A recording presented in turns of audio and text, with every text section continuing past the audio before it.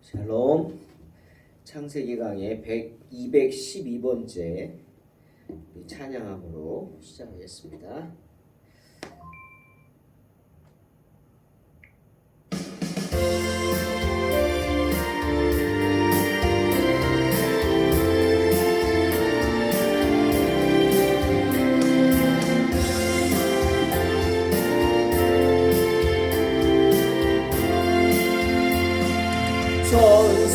천사들의 노래가 하늘에서 들리니 상과들이 기뻐서 메아리쳐 울린다.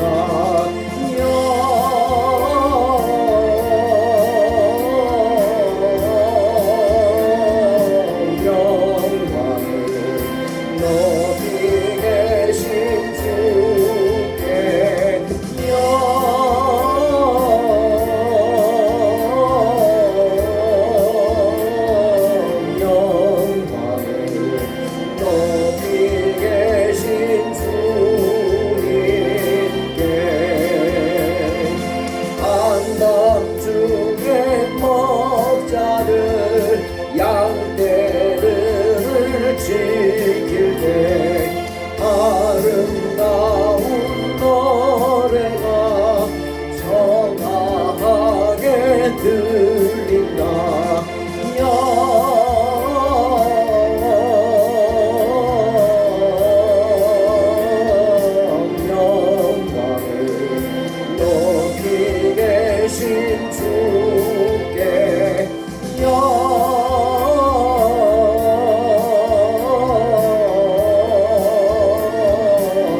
영광을 높이 계신 주께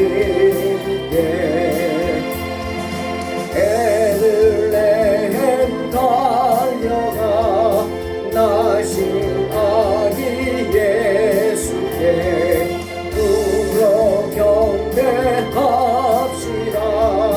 탄생하신 예수께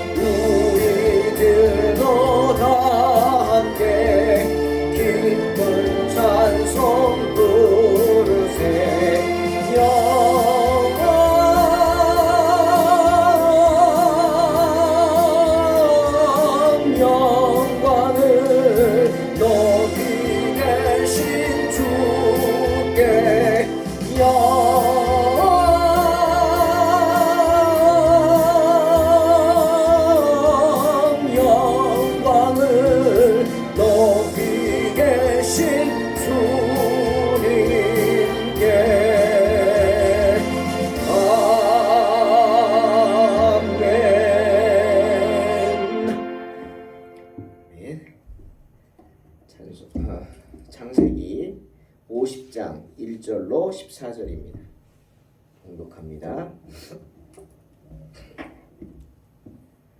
요셉이 그의 아버지 얼굴에 굽으려 울며 입맞추고 그 수종들은 의원에게 명하여 아버지의 몸을 향으로 처리하게 하매 의원이 이스라엘에게 그대로 하되 40일이 걸렸으니 향으로 처리하는 데는 이날수가 걸림이며 애굽 사람들은 70일 동안 그를 위하여 곡하였더라.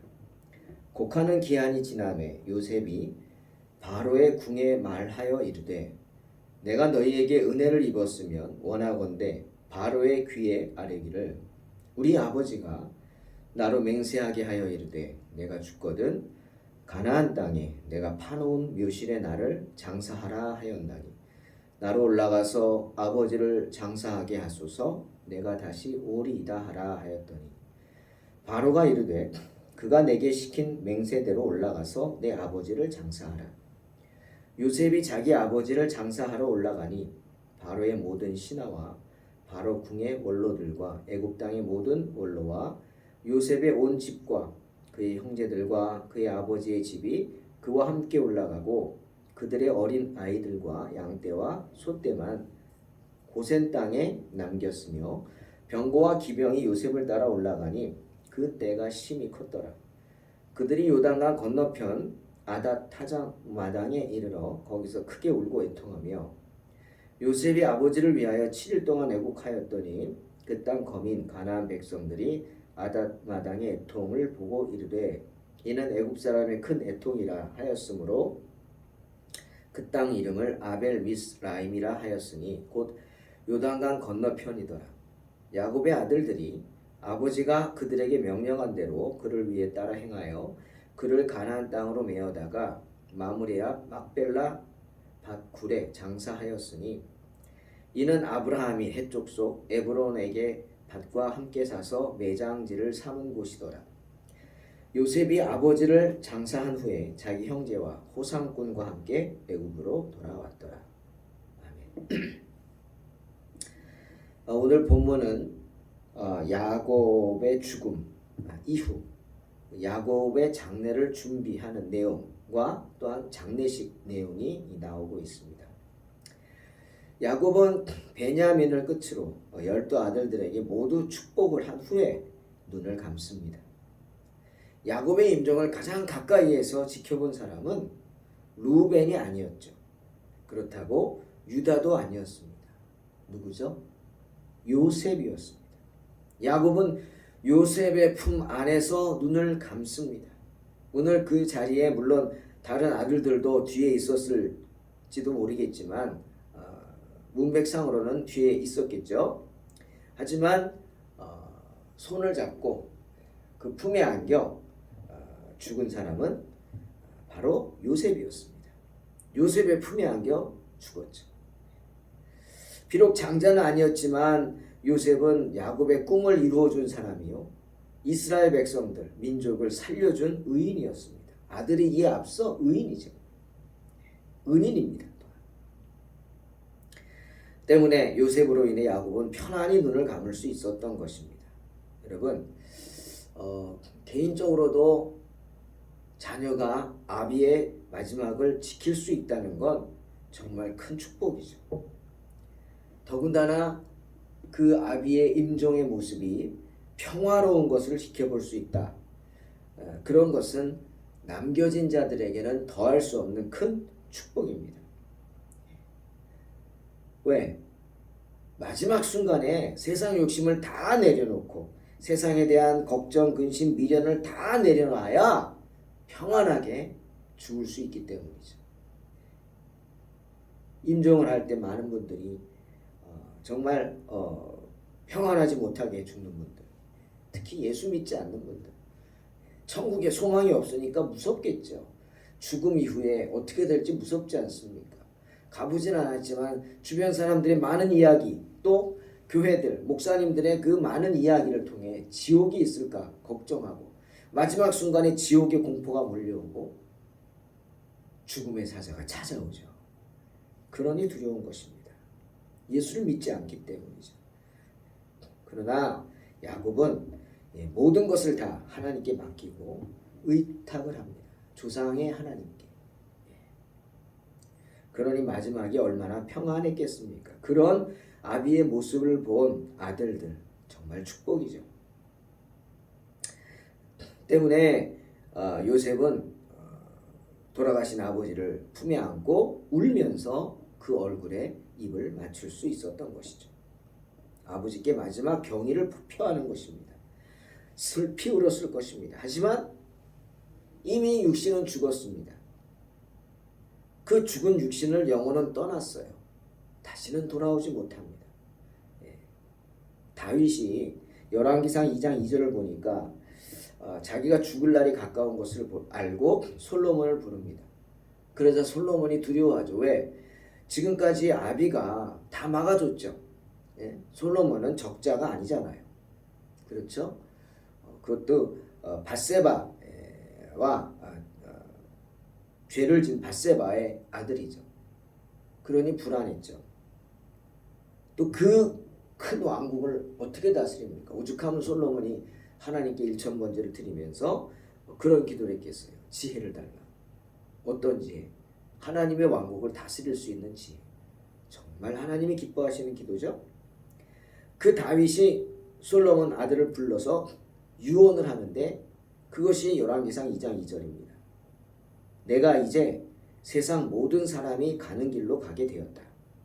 그러니 너는 힘써 대장부가 되라. 많은 의미가 이 말씀에 들어있습니다. 나는 이제 세상 모든 사람이 가는 길로 가게 되었다. 어쩔 수 없는 길이라는 거예요. 누구도 피할 수 없는 길이다. 왜? 그것은 하나님의 부름이기 때문이죠. 그러니 다윗의 말처럼 세상 모든 사람이 가는 길입니다. 하지만 두려워할 것은 없다. 너는 힘써 대장부가 되라 이거예요. 네가 할 일을 해라. 네가 해야 할 일을 하란 말이에요. 아비를 신경 쓰지 말고, 아비 걱정하지 말고, 또 장차 너에게 올 죽음을 두려워하지 말고. 왜? 시편 116편 15절에서 분명히 이렇게 말씀하시죠. 성도의 죽는 것을 여호와께서 귀중히 보신다. 그 말씀처럼 성도의 죽음은요, 영광스러운 것입니다. 때문에 우리가 기쁨으로 부활을 기대할 수 있는, 기대해야 합니다. 죽은 자는 살아날 줄로 믿습니다. 죽은 자는 살아납니다. 그래서 새로운 세상, 새하늘과 새 땅, 천국에서 영생의 삶을 살게 됩니다. 그러니 기쁨으로 그 부활을 기대하는 것이 성도입니다. 때문에 요셉도 그런 소망이 있었기에 이미 죽은 아비 차가운 시신을 끌어안고 입을 맞출 수 있었던 거죠. 존경입니다. 요셉은 돌아가신 아버지를 성경에 보면 애굽 방식으로, 애굽 사람의 방식으로 향을 넣습니다. 미라를 만들듯이 했다. 이거는요 이상하게 오해하면 안 됩니다. 왜 이렇게 했을까? 바로 아비를 멀리 가나안 땅까지 모시고 가야죠. 왜? 거기 매장해야 되니까 막벨라고 그래. 거기까지 가는 길이 얼마나 더디겠습니까? 시신을 옮기는 일인데 말 타고 달려가는 것도 아니고. 때문에 시신을 잘 보관을 해야겠죠. 그래서 애굽 방식대로 향을 넣어서 보관을 하는 그런 뜻입니다. 다른 뜻은 없습니다. 그다음에 그때 그 애굽의 방식 따랐다고 해서 우상의 방식 그런 건 아닙니다. 그리고 아비를 위하여 곡을 합니다. 애도의 시간을 갖는 거죠. 그런데 애굽인들에 의해서 70일장으로 입관 예식이 이루어졌다 합니다. 그 향을 넣는 게 그 정도 걸린다는 거죠. 40일 정도가 걸린다. 아버지 40일 걸렸는데 70일을 고골했다. 애굽의 방식을 따라준 거예요. 왜 그럴까? 바로 애굽 사람들이 야곱의 죽음을 애통해했다는 겁니다. 우리가 당신의 아버지를 추도할 수 있게 시간을 달라, 이런 거 아니겠습니까? 그만큼 야곱이 그곳에서의 기간이 17년 많지는 않았지만 어떻게 존경을 받는 삶을 살았고, 그곳에서 그러고 그 아들 요셉으로 인해서 아버지가 존경을 받은 거죠. 왜? 요셉이 많은 존경을 받는 사람이 되었잖아요. 참 놀라운 이야기죠.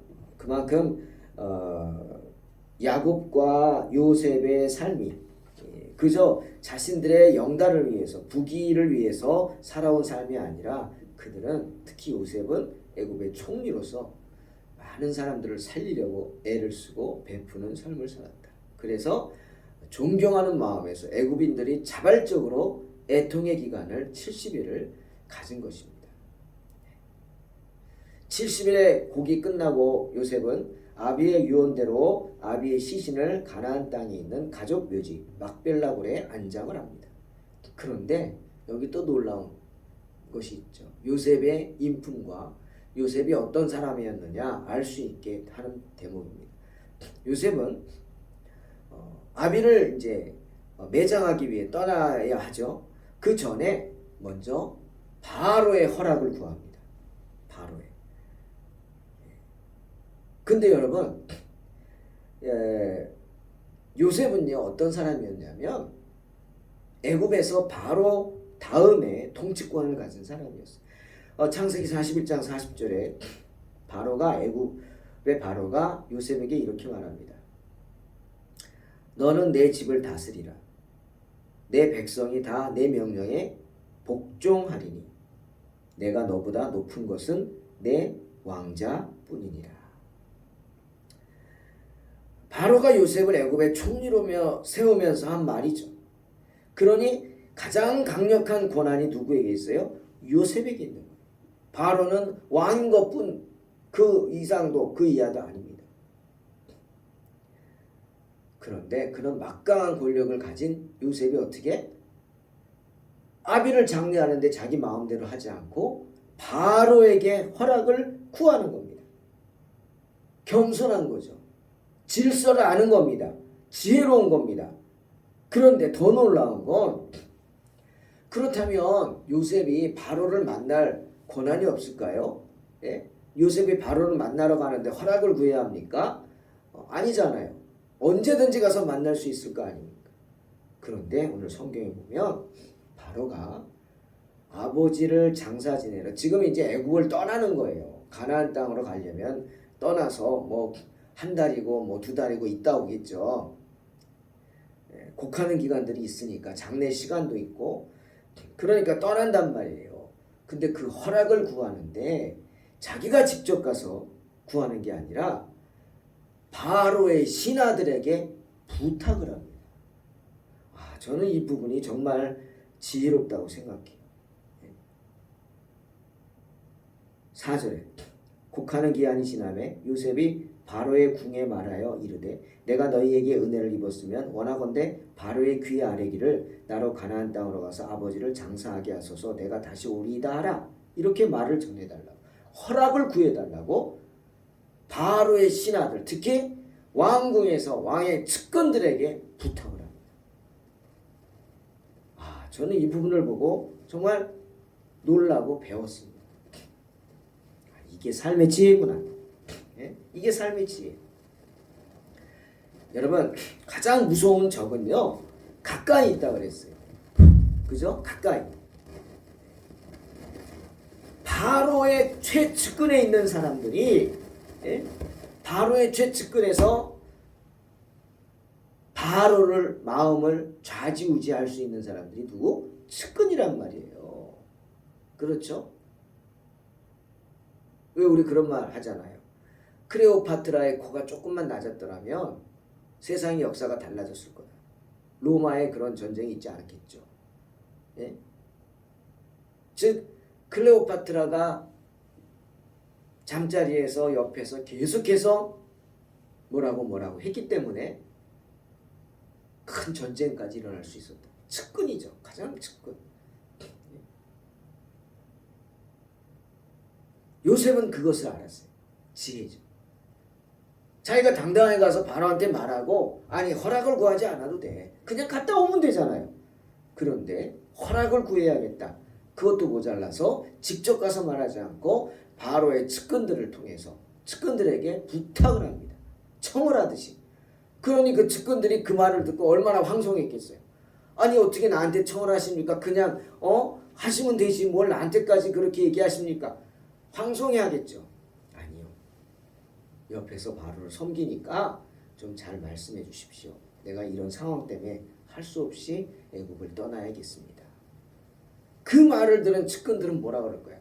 아니 당연한 거 아닙니까? 아버님 돌아가셨는데 아버지가 원하셨다면 아버지의 유언이면 들어야죠. 아들이 당연한 걸 무슨 허락을 구합니까? 말을 이렇게 했겠죠. 그러면서도 굉장히 기분이 좋았지 않았겠습니까? 그래도 나를 인정하는구나.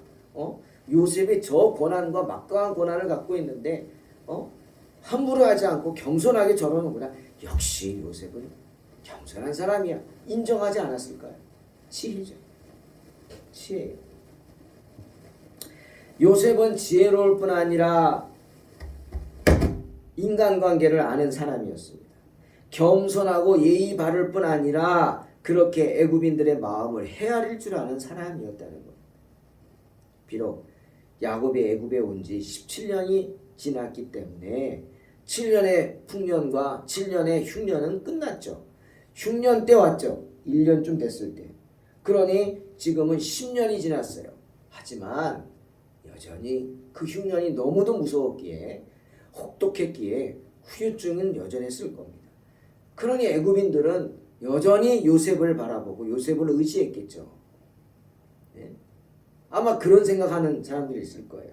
만약 요셉이 저 아버지 장례하러 바로를 찾아서 가겠다 얘기하면 바로는 물론이고 신하들도 겁을 냈을 거예요. 야, 이러다가 요셉이 고향으로 가서 안 돌아오는 거 아닌가? 아예 떠나는 거 아닌가? 예? 그런 생각했겠죠. 그러면 나라는 어떡하지? 이 지혜로운 요셉이 떠나면 이 흉년에서 아직 회복이 안 됐는데 아마 그런 생각을 했을 거 아닙니까? 근데 요셉이 그런 신하들의 마음, 바로의 마음까지도 알았던 것 같아요. 그래서 겸손하게 그들의 동의를 구하는 겁니다. 그리고는 이렇게 꼭 말하죠. 뭐라고요? 내가 다시 오리이다. 왜 굳이 이 말을 했겠습니까? 이런 이유 때문이죠. 내가 다시 오리이다. 세심한 배려입니다.